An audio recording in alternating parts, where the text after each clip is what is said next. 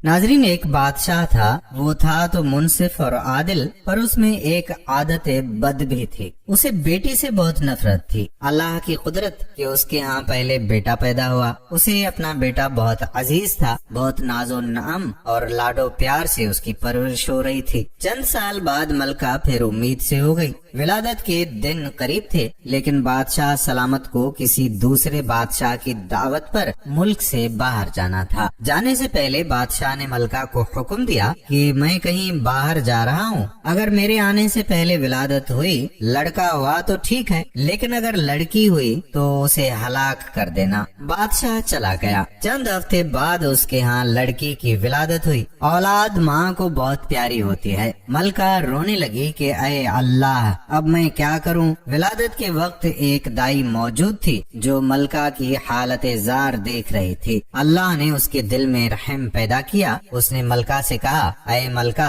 आप दिल छोटा मत कीजिए। मैं यहाँ से सबके सामने बच्ची को हलाक करने के बहाने ले जाऊंगी, पर मैं यहाँ से इसे अपने घर में ले जाकर पालूंगी। अगर आप किसी तरह से बच्ची के लिए खर्च वगैरह भेजती रहेंगी तो आपकी बच्ची खुशहाल और आसूदा होगी, वगरना मुझ गरीब को जो नसीब, उससे इसे भी पालने की कोशिश करूंगी। मलका ने कुछ सोना, चांदी, जेवर वगैरह बच्ची के वास्ते थमा दिए। बच्ची को उसके हवाले कर दिया। महल में ये बात फैलाई गई कि दाई ने बच्ची को ले जाकर हलाक कर दिया है, जबकि दाई ने शहजादी को अपने घर लाकर पूरे नाजो नाम से उसकी परवरिश शुरू कर दी। जब बादशाह अपने सफर से वापस आया तो उसे यही अहवाल सुनाया गया कि आपके जाने के बाद बच्ची की विलादत हुई थी और आपके हुक्म के बमूजिब उसे हलाक किया गया। बादशाह अपनी बद आदती के बायस खुश हुआ। दाई ने लोगों के सामने शहजादी को अपनी नवासी जाहिर किया। कभी कभार बादशाह से छुप छुपा कर शहजादी को लाती और मलका अपनी बेटी को देखकर उसकी ममता को कुछ करार मिलता और वो दाई को सोना चांदी अपने बेटी की निगहदाश्त के वास्ते दिया करती। चूँकि शहजादी की परवरिश अच्छे तरीके से हो रही थी, इसलिए खूब कद काठ निकाली।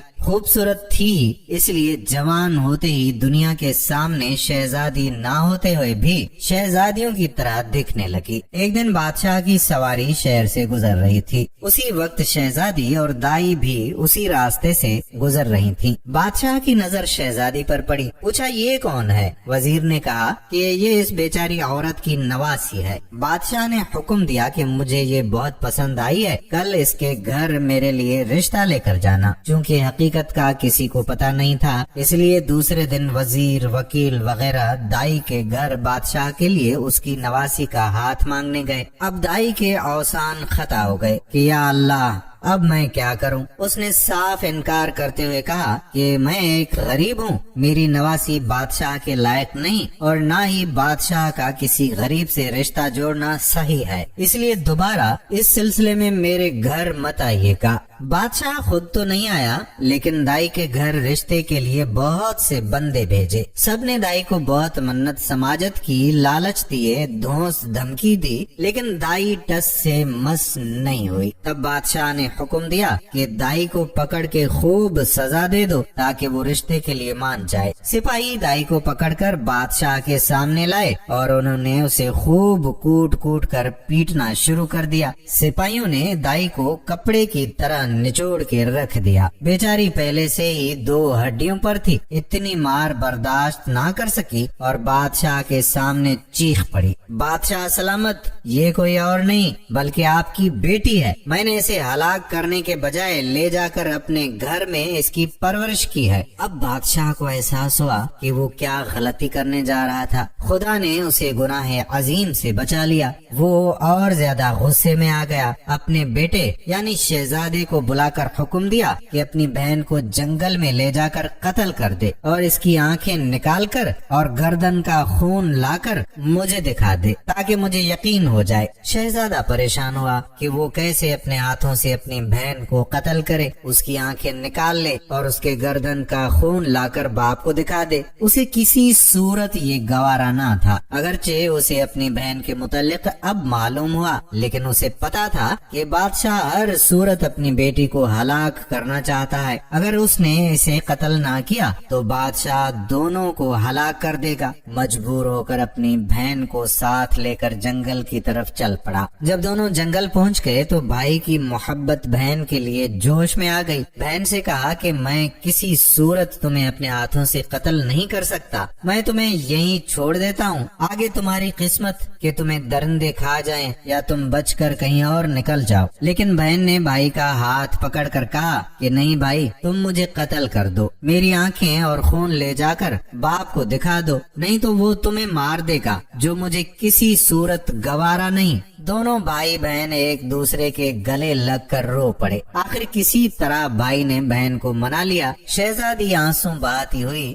گھنے جنگل کی طرف جانے لگی۔ آخری بار پلٹ کر بھائی کو دیکھا اور جنگل میں گھس گئی۔ اس کے بعد شہزادے نے ادھر ادھر سے ڈھونڈ کر ایک ہرن کا شکار کیا، اس کے گردن کا خون نکالا اور آنکھیں نکال کر لے جا کر بادشاہ کو دکھا دی۔ بادشاہ نے آئینہ منگوایا، اس میں ان آنکھوں کو اور اپنی آنکھوں کو غور سے دیکھا۔ جب اس کو یقین ہو گیا کہ آنکھوں کا رنگ ایک ہی ہے، تب اسے تسلی ہوئی۔ ملکہ نے کسی طور شہزادے کو بلا کر اس سے بیٹی کے متعلق پوچھا۔ شہزادے نے ماں کے سامنے سارا احوال گوش گزار کر دیا۔ ملکہ نے منہ آسمان کی طرف کر کے ہاتھ اوپر اٹھائے اور بیٹی کے لیے دعا مانگی کہ اے اللہ، تو میری بیٹی کی حفاظت کر، اسے اپنی امان میں رکھ اور اسے کسی اچھی جگہ پار لگا دے۔ اب آگے شہزادی کا قصہ سنیے۔ شہزادی جنگل میں رہنے لگی اور بھوک مٹانے کے لیے جنگلی پھل پھول بوٹے کھا کر اپنا وقت گزارنے لگی۔ اس دوران بہت سا وقت گزر گیا۔ جھاڑیوں کانٹوں سے الجھ کر اس کے بوسیدہ کپڑے تار تار ہو گئے۔ آخر کار اس کے بدن پر کوئی کپڑا نہ رہا۔ ایک دن کسی اور ملک کا بادشاہ اپنے لاؤ لشکر کے ساتھ اسی جنگل کے راستے سے گزر رہا تھا۔ اتفاقاً بادشاہ اسی طرف جا نکلا جدھر شہزادی تھی۔ جب شہزادی کے کانوں میں کسی گھوڑے کے قدموں کی آہٹ پڑی تو جلدی جلدی کسی گھنے درخت پر چڑھ گئی اور اس کے بڑے بڑے پتے توڑ کر اپنی ستر پوشی کر کے چھپ کے بیٹھ گئی۔ بادشاہ بھی آ کے اسی درخت کے نیچے ٹھہر گیا۔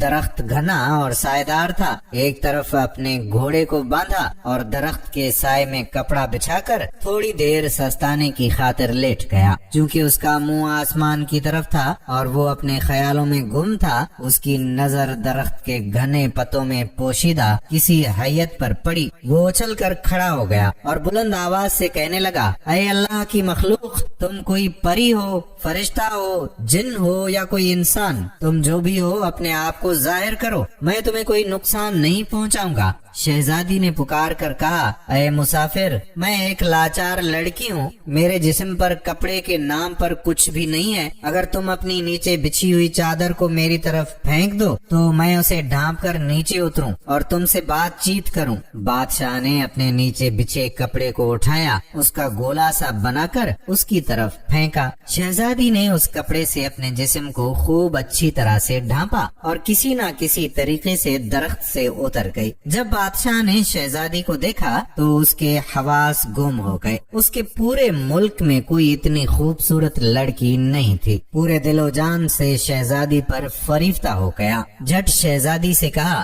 کہ میں ایک بادشاہ ہوں، اگر تم برا نہ مانو تو میں تم سے شادی کر کے تمہیں اپنی ملکہ بنانا چاہتا ہوں۔ اندھے کو کیا چاہیے؟ 2 آنکھیں۔ شہزادی نے حامی بھری، وہ بھی ایک ایسا بندہ چاہتی تھی جو اسے عزت دے۔ بادشاہ خوشی خوشی شہزادی کو لے کر اپنے ملک روانہ ہو گیا۔ اپنے ملک پہنچتے ہی بادشاہ پہلے وزیر کے گھر جا پہنچا اور اس سے کہا کہ ایسا سمجھو کہ یہ تمہاری بیٹی ہے، میں کل رشتہ مانگنے آؤں گا اور شادی بیاہ رچا کر اپنی امانت یہاں سے اپنے محل لے جاؤں گا۔ وزیر نے آداب بجا کر کہا کہ بادشاہ سلامت، آپ پوری طرح سے تسلی رکھیے، یہ آپ کی امانت ہے اور میری بیٹی ہے، جب آپ کا دل چاہے اسے بیاہ کر لے جائیے۔ بادشاہ شہزادی کو وزیر کے گھر چھوڑایا۔ اگلے دن وکیل قاضی بادشاہ کا رشتہ لے کر وزیر کے گھر آ پہنچے۔ وزیر نے رشتے کے لیے ہاں کر دی۔ 1-2 دن بعد منگنی ہو گئی۔ بادشاہ شہزادی کے عشق میں سب کچھ بھول چکا تھا۔